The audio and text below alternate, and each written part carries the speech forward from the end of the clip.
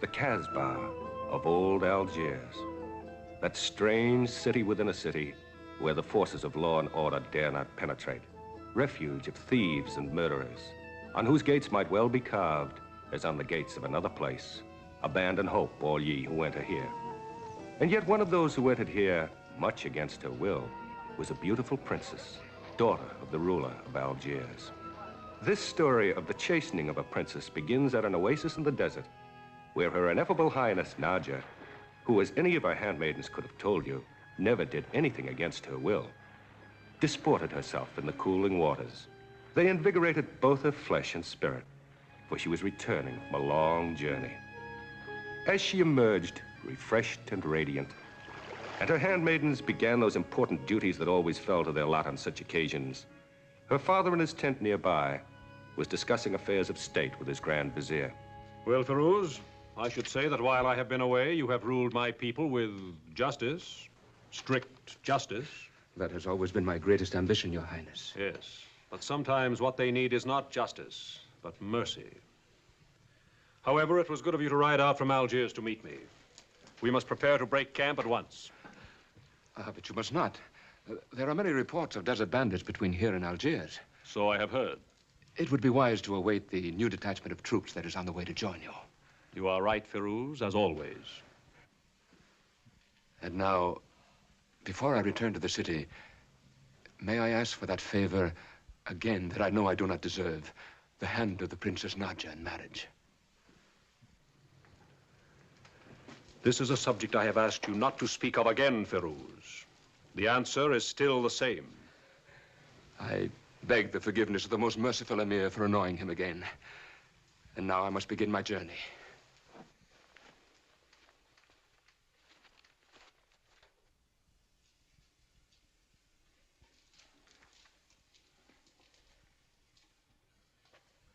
The Grand Vizier continues to remind us, Haji, that the princess is no longer a child. Perhaps Naja should be married. The princess becomes more beautiful each day that we draw nearer home. The journey has been long and wearisome. I'm glad it will soon be over. It is not only the journey that is wearisome, but the people. Always the same faces, the same boasts and stories. For example, I am tired of that conceited young captain of the guard. Ahmed?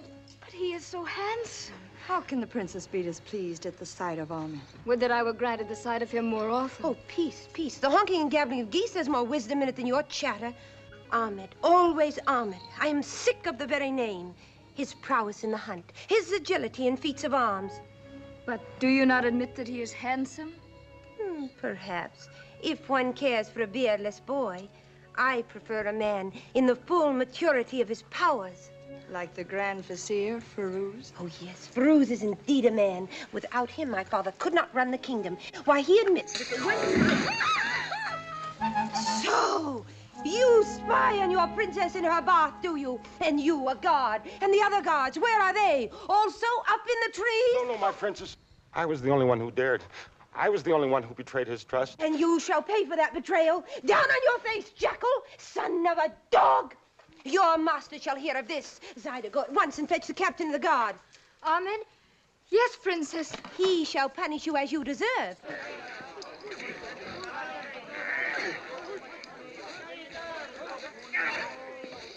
$5 on the capital. Oh, my Lord Ahmed. My Lord Ahmed, I bear a message from the princess. It can wait. The Princess Naja demands your presence at once. Do you hear that, my sweating river horse? Our pampered little princess, the most spoiled child in Islam, has been seized by some idle whim. I must obey.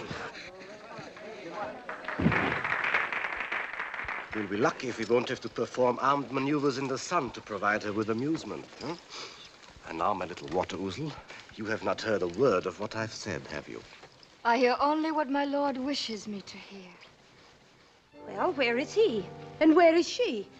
Loitering together somewhere, no doubt, while I, the princess, wait.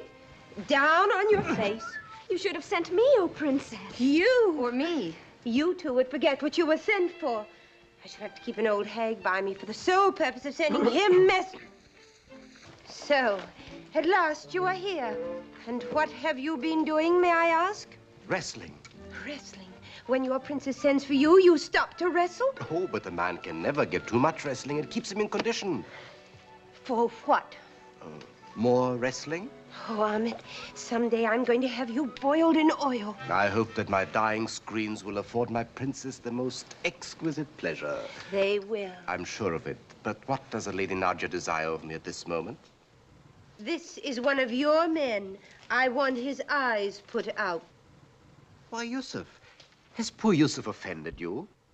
He spied upon me in my bath. Did he say why? I mean, he shall be beaten and dismissed from the royal service. I say he shall have his eyes put out. That is a very severe punishment. It is not. My lady, do you really mean both eyes? Yes, it is what he deserves.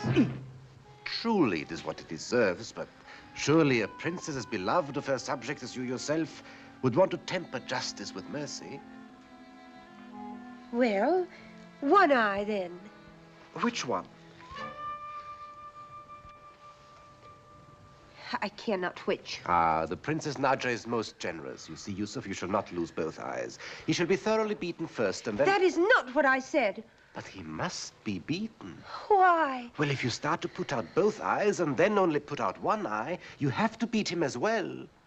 Whatever for? Well, so he'll remember why only one eye was put out. Oh, well, there is no sense in both punishments, so let him choose which he prefers. And now remove him from my sight before I once more decide to remove everything from his. Come, Yusuf, while you still have eyes.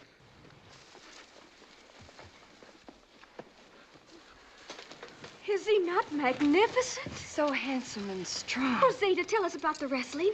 If you cannot find a more suitable subject for discourse, be silent. Well, my calf-eyed young fool, you will have to be beaten. Yes, Capitan. I am forever grateful. You influenced her like a husband. Husband? Don't even mention that word in the same breath with her. My lord Ahmed, Yes. the Amir would speak with you in his tent. All right. Take this moonstruck ass and have him whipped. 30 lashes. No, make that 20. 20. Accept my humble and overflowing thanks, Capitan. I expected 100.